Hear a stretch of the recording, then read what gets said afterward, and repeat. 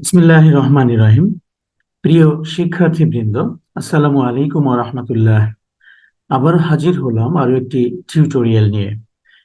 আমার টিউটোরিয়ালগুলো actually voice চেঞ্জের উপর ধারাবাহিকভাবে চলছে।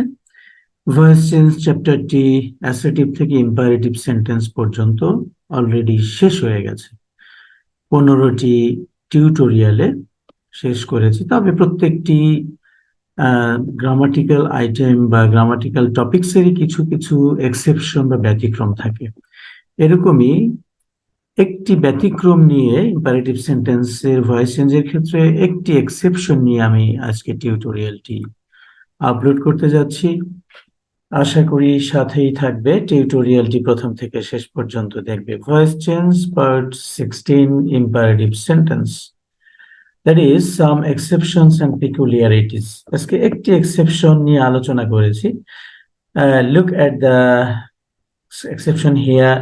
Verb 1, do not, never, always যুক্ত ইম্পারেটিভ সেন্টেন্সে মূল ভার্বের পরে অবজেক্ট হিসেবে কোনো নাউন বা প্রোনাউন বা নাউন ইকুইভ্যালেন্ট না থেকে শুধুমাত্র এক্সটেনশন বা কমপ্লিমেন্ট, দ্যাট ইজ পরিপূরক থাকলে তাকে পেসিভ করার নিয়ম। অর্থাৎ ইম্পারেটিভ সেন্টেন্সে আমরা দেখেছি ভার্ব 1 দিয়ে শুরু হয়, ডু নট বা ডোন্ট দিয়ে শুরু হয়, অলওয়েজ, নেভার দিয়ে শুরু হয়, লেট দিয়ে শুরু হয়, তবে প্রতিটি ক্ষেত্রেই ভার্বের পরে একটি অবজেক্ট থাকে।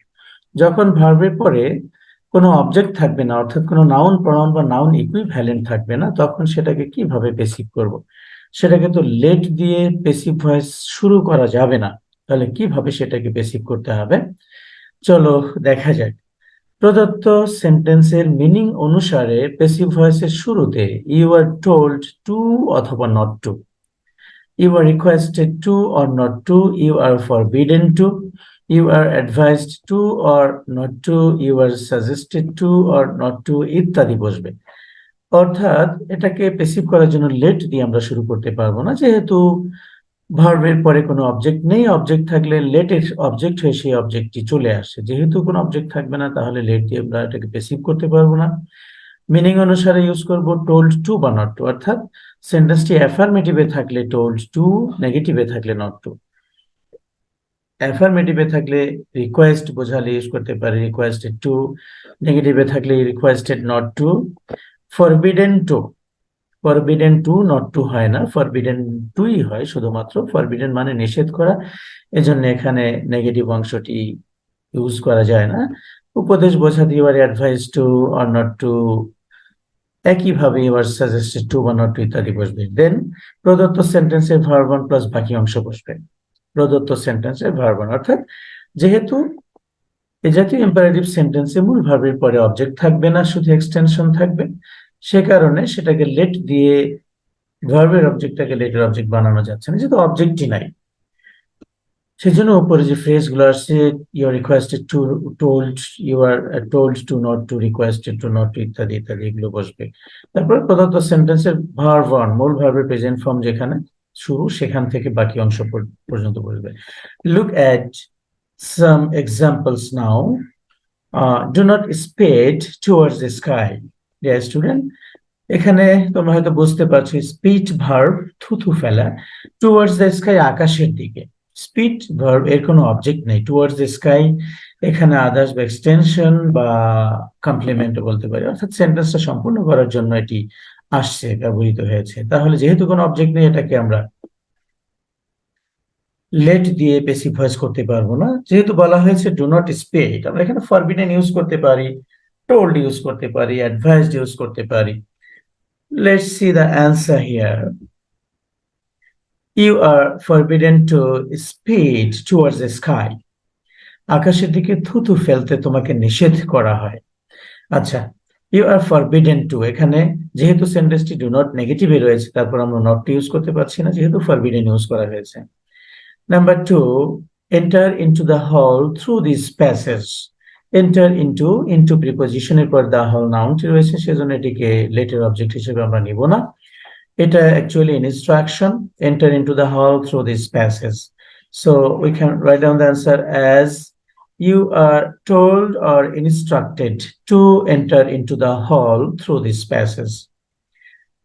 Don't go out in cold weather without warm clothes. Don't go, এখানে গো হচ্ছে ভার্ব, তাহলে out, out in cold weather without warm clothes. সম্পূর্ণ অংশটি কিন্তু এখানে এক্সটেনশনের কাজ করছে, আদার্স এর কাজ করছে। এটা কিন্তু অবজেক্ট নয়, যেহেতু এরা নাউন নয়, নাউন ফ্রেজও নয়, প্রোনাউনও নয়।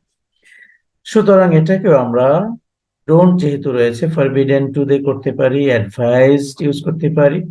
যদি অ্যাডভাইসড ইউজ করি, you are advised not to go out in cold weather without warm clothes. যদি অ্যাডভাইসড ইউজ করা হয় তাহলে নট টু ইউজ করতে হবে। আবার ফরবিডেন এখানে আমরা ইউজ করতে পারি, you are forbidden to go out, তখন কিন্তু ফরবিডেন টু হবে, forbidden to go out. I have given the answer also. You are forbidden to go out in cold weather without warm clothes. Then number 4, prepare well for the upcoming annual examination. Prepare verb, verb দিয়ে শুরু হয়েছে, এরপরে well, ভালোভাবে প্রস্তুতি নেবে। well শব্দটি একটি adverb, এটি কোনো নাউন, প্রোনাউন বা নাউন ইকুইভ্যালেন্ট নয়, সুতরাং এটি অবজেক্টও নয়, তাহলে এটাকেও আমরা লেট দিয়ে করতে পারছি না। প্রিপেয়ার ওয়েল, এটাকে অ্যাডভাইস হিসেবে নেওয়া যায়, সাজেশন হিসেবে নেওয়া যায়। So the answer is, you are told or suggested to prepare well for the upcoming annual examination. You are advised. We can also write down you are advised. You are advised. Another example, do not be dejected if you fail once in your mission. অভিযানে একবার ব্যর্থ হলে, কোনো কাজে একবার ব্যর্থ হলে হতাশ হয়েও না। ডু নট দিয়ে শুরু হয়েছে। বি ভার্ব, এখানে বি হচ্ছে মেইন ভার্ব, ডিজেক্টেড অ্যাডজেক্টিভ, শব্দটি অ্যাডজেক্টিভ, এখানে এরা নাউন প্রোনাউন নয়, সুতরাং লেট দিয়ে আমরা এটাকে করতে পারবো না। এখানেও আমরা forbidden to, advice to, advice not to দিয়ে করতে পারি। Look at the answer here, you are advised not to be dejected, যেহেতু ডু নট দিয়ে শুরু হয়েছে নট আসবে, not to be dejected if you fail once in your mission.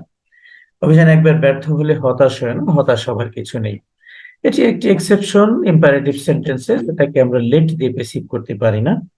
প্রিয় শিক্ষার্থী বন্ধুরা, আশা করি তোমরা বুঝতে পেরেছো, আশা করি এক্সেপশনটি বুঝতে পেরেছো।